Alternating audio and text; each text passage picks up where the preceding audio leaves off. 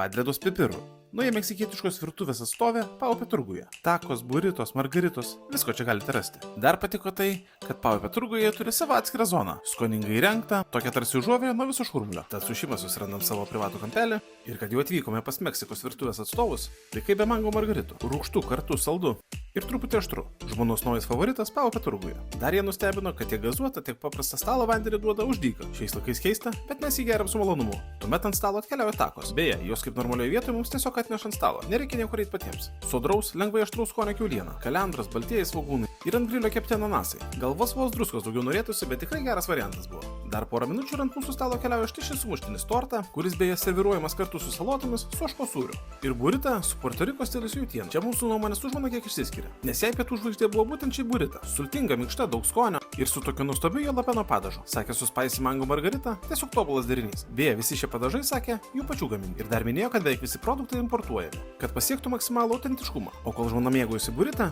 aš neatsidžiaugiu savo tortą su muštiniu. Nežinau, man tai tiesiog tobulas derinys. Skani bandelė, kiauliena, padažai, sūris, kur viskas persipina su intensyviu parūkytų čiorizo poskoniu. Po visko prigulu kėdėje. Ir turbūt čia atradau geriausią sumuštinį Paupio turguje. Ačiū, padre, buvo skanu.